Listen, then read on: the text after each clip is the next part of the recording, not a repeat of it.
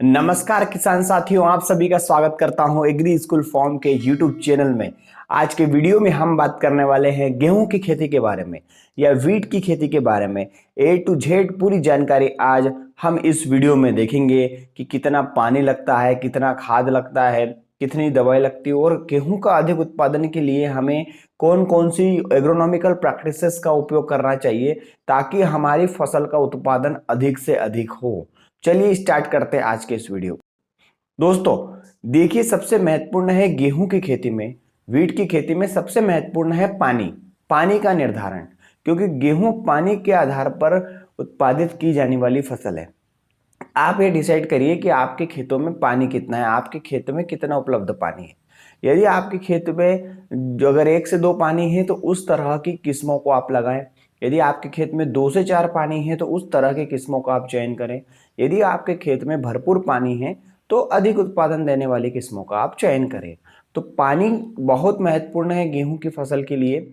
गेहूं की फसल अगर संपूर्ण है तो लगभग अगर काली मिट्टी है तो 4 से 5 पानी आपके खेतों में लग जाते हैं और समय के साथ यह पानी देना आवश्यक होता है। पानी महत्वपूर्ण है। इसके बाद हम देखते हैं कि खेत की तैयारी हम कैसे करेंगे। देखिए, खेत की तैयारी आप जब भी करेंगे तो आपका खेत समतल होना चाहिए। मिट्टी यदि आपकी काली है तो एकदम भुरभुरी बराबर होनी चाहिए। रोटावेटर सही तरीके से आपको चलाना चाहिए। कल्टीवेटर का उपयोग आपको करना चाहिए ताकि आपका खेत भरपूर हो जाए। दूसरा है आपका बीज का चयन, ये बहुत महत्वपूर्ण है। आजकल जो हमें देखने में आया है कि बीज की क्वालिटी से उत्पादन किसानों का अधिक बढ़ता है, लेकिन अगर आप बीज अच्छे नहीं ला रहे हो तो इससे आपको समस्या हो सकती है। बीज हमेशा अच्छे अच्छे सोर्स से खरीदे, किसी सरकारी विभाग से खरीदे या तो फिर ट्रस्टवर्दी लोगों से खरीदे या स्वयं भी आप बीज बना सकते हैं। तो बीज बहुत महत्वपूर्ण है। अधिक उत्पादन के लिए अच्छी किस्मों का चयन करें। यदि आप सेंट्रल जोन से हैं, मध्य भारत से हैं, तो HI 1544 और HI 8737, HI 8759 इस तरह की किस्मों का उपयोग कर सकते हैं। यदि आपके खेत में कम पानी है तो HI 1605, HI 1531, HI 8777 का उपयोग कर सकते हैं। तो बीज का चयन आपके खेतों में बहुत आवश्यक है। बीज की कितनी मात्रा लगती है, तो यदि आप समय से बुआई कर रहे हैं, मतलब कि जो बुआई का समय हम बताएंगे अभी, तो बीज की मात्रा लगती है लगभग 100 से 125 किलो। समय से बुआई कर रहे हैं तो 100 किलो, और यदि आप लेट बुआई कर रहे हैं तो 125 किलोग्राम मात्रा लगेगी। इसके बाद है बीज गेहूं की बुआई कब कब होती है। देखिए, गेहूं की बुआई जो है वह 3 तरीके से हमारे देश में होती है। सबसे पहली है अर्ली सोइंग, जिसे हम बोलते हैं जल्दी बोना। वो है लगभग आपका 25 अक्टूबर से 10 नवंबर, मतलब 25 अक्टूबर से 10 नवंबर यदि आप बुआई कर रहे हो तो अर्ली सोइंग होती है। और यदि आप समय से बुआई करना चाहते हैं तो वह 10 नवंबर से 25 नवंबर का समय से बुआई के लिए होता है। और यदि आप देरी से बुआई करते हैं, मान लीजिए आपने लहसुन लगा ले रखा है, या तो फिर आपका मानसून नहीं गया है, या आप कपास लगा रखा है, इस स्थिति में देरी से बुआई जो होती है वो लगभग आपकी 25 नवंबर से बाद शुरू होती है, जो 31 दिसंबर तक हमें पूरा कर लेना चाहिए। अब हमें जो गेहूं की बुआई करनी है वो बहुत महत्वपूर्ण है। हो सके तो गेहूं की बुआई हमें रिज एंड फरो पर करना चाहिए, मतलब कि जो लाइनें होती है उसके बीच में हमें गैप देना चाहिए। और रिज एंड फरो मेथड जो होती है इसके द्वारा उत्पादन ज़्यादा देखा गया है, प्लस हमारा जो ग्रोथ होती है, कल्ले होते हैं, टिलरिंग होती है, वो ज़्यादा अच्छा होता है। साथ ही हमारा खाद का उपयोग भी भरपूर होता है, पानी की मात्रा कम लगती है, और साथ ही क्वालिटी जो आएगी वह पौधे की बहुत अच्छी आएगी, गेहूं की क्वालिटी बहुत अच्छी आएगी। तो रीज एंड फरो पर बुआई करें। बुआई जो हम करेंगे वो डिस्टेंस जो रखते हैं हम, दूरी हमेशा हमें 20 से 22.5 सेंटीमीटर, मतलब लगभग 6 से 8 इंची की दूरी पर हमें गेहूं को बोना है। और गेहूं को बोने से पहले हमें खाद डालना होता है। देखिए, बहुत महत्वपूर्ण है कि आप जब गेहूं की बुआई करेंगे तो उसमें खाद प्रबंधन बहुत आवश्यक हो जाता है। तो यदि आपका प्रति हेक्टेयर जमीन है, मतलब 2.5 एकड़ जमीन है, तो पहले आप खाद बोइए। खाद बोने के बाद ही आपको गेहूं की बुआई करनी है। यदि खाद और गेहूं को दोनों को मिक्स नहीं करना है, यदि आप मिक्स कर देंगे तो दोनों का जो जर्मिनेशन होगा वो कम हो जाएगा और हो सकता है आपका उत्पादन घट जाए। इसलिए खाद प्रबंधन बहुत आवश्यक है। तो जो गैप रहेगी, मान लीजिए 3 इंची जो है लगभग 3 इंच जो है वह आपको खाद डालना है और 1.5 इंच के ऊपर आपको गेहूं के बीज को डालना है, ताकि आपका गेहूं का बीज अच्छे से जर्मेंट हो। यदि आपको लग रहा है कि हमें बीज उपचारित करना है तो बीज का आप उपचार भी कर सकते हैं। बीज उपचार के लिए हमें जो है FIR विधि का उपयोग करना चाहिए। फंजीसाइड के बाद, इंसेक्टिसाइड के बाद हमें एजोटोबैक्टर लगता है गेहूं में। तो फंजीसाइड में जैसे विटावेक्स पावर का आप उपयोग कर सकते हैं। विटावेक्स में हमारा कार्बोक्सिन होता है जिसका उपयोग हम कर सकते हैं। कार्बेंडाजिम तो उसका उपयोग कर सकते हैं। और जो इंसेक्टिसाइड है, यदि आपके खेत में दीमक की समस्या है, आपके खेत में माहों की समस्या होती है, तो इमिडाक्लोपिड दवा को 4 ग्राम प्रति किलो का उपयोग कर सकते हैं। और एजोटोबैक्टर जो है वो 250 ग्राम प्रति 100 किलोग्राम बीज पर उपयोग करके आप बीज उपचारित करके खेतों में बो सकते हैं। ये बहुत ही अच्छी विधि है।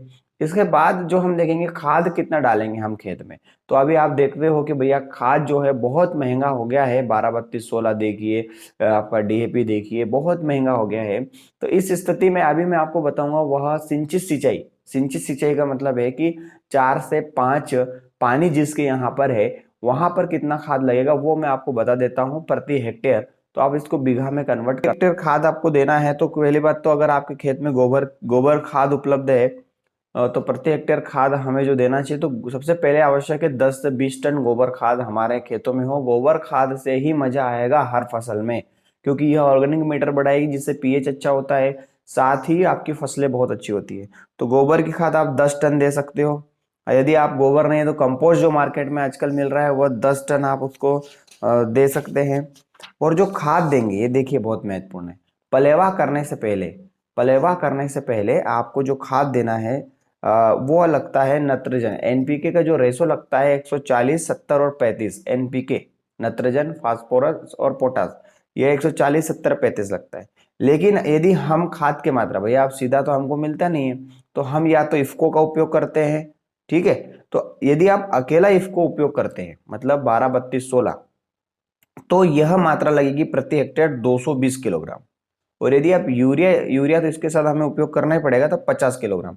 इसको बुआई के समय हमें दे देना है। मतलब जो 220 और 50 है, 220 किलोग्राम इफ्को को बुआई के समय देना है हमको, और 50 किलो यूरिया को बुआई के समय हमें देना है।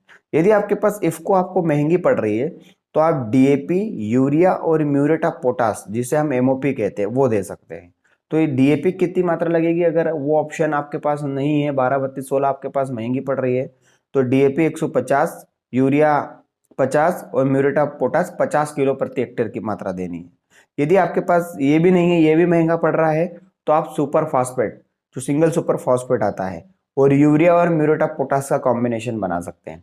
तो सुपर फास्फेट का जो प्रति हेक्टेयर मात्रा लगती है 440 किलोग्राम, यूरिया फिर आपको 100 किलोग्राम प्रति हेक्टेयर देना है, और आपको म्यूरेट ऑफ पोटास जो है 60 किलोग्राम प्रति हेक्टेयर देना है।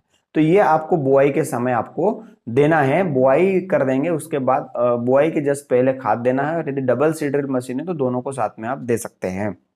इसके बाद जो यूरिया बच रही है उसका 100 किलोग्राम मात्रा जो रहेगी, 100 किलोग्राम मात्रा प्रथम सिंचाई पर और 100 किलोग्राम मात्रा द्वितीय सिंचाई पर आपको देना है। ये ध्यान रखना है, प्रथम सिंचाई और द्वितीय सिंचाई पर जरूरी है कि आपको देना चाहिए। इसके बाद आपकी जस्ट बुआई हो जाएगा। तो बुआई एक चीज और है कि आप चाहे तो सूखे में भी बुआई कर सकते हैं। सूखे में बुआई, अगर आपकी काली मिट्टी बढ़िया है तो आप सूखे में बुआई कर दीजिए। लग रहा है कि आपको पलेवा करना है तो आप पलेवा कर सकते हैं, लेकिन पलेवा से पानी की बचत होगी, तो अगर आपकी जमीन मजबूत है तो आप कर सकते हैं। इसके बाद जो पानी लगाने का तरीका है, यदि आपके पास एक ही पानी उपलब्ध है तो आप पानी 30 से 35 दिन पे लगा सकते हैं। यदि आपके पास 2 पानी है तो पहला पानी 30 से 35 और दूसरा जो है 60 दिन के आसपास लगा सकते हैं। यदि आपके पास भरपूर पानी है तो हर 20-20 दिन के अंतर पर आप पानी लगाइए खेतों में। और जब फसल पक जाए और दाना थोड़ा सा कड़क हो जाए या थोड़ा सा अपना दूधिया टाइप और ऊपर हो गया, तो पानी हमें बंद कर देना चाहिए। इसके बाद खाद प्रबंधन में स्पेशल जो है जिंक सल्फेट का उपयोग भी आप कर सकते हैं। जिंक सल्फेट को बेसल विधि से देने ज्यादा फायदा है। 20 से 25 किलोग्राम जो जिंक सल्फेट है उसका उपयोग आप खेतों में कर सकते हैं। और यदि हम बात करते हैं खरपतवार नियंत्रण की, भैया गेहूं में सबसे इंपॉर्टेंट है खरपतवार। यदि आप खरपतवार का नियंत्रण हैंड वीडिंग से करते हैं तो बहुत अच्छा है, लेकिन बड़े बड़े खेतों में हम हैंड वीडिंग का उपयोग नहीं कर पाते। तो गेहूं में 2 तरह के हमारे खरपतवार दिखते हैं, और 30 से 35 दिन तक जो है गेहूं हमारा स्वच्छ होना चाहिए और खेत में बिल्कुल भी खरपतवार नहीं होना चाहिए।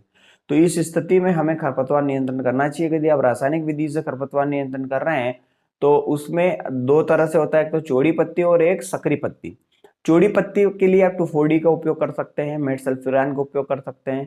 यदि आपकी पतली पत्ती वाले हैं, सकरी पत्ती वाले हैं, तो उसके लिए क्लोडिनोफॉस का उपयोग कर सकते हैं।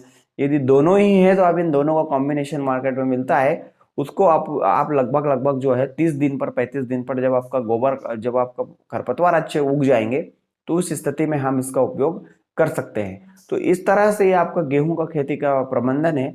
और यदि आपको लग रहा है कि आपका दाना भर गया है तो उस समय आप पोटास का उपयोग थोड़ा सा कर सकते हैं। ग्रेन क्वालिटी के लिए पोटास जो होता है 0050, उसका स्प्रे भी आप ले सकते हैं। तो इस तरह से आप गेहूं की खेती कर सकते हैं और गेहूं का अधिक उत्पादन ले सकते हैं।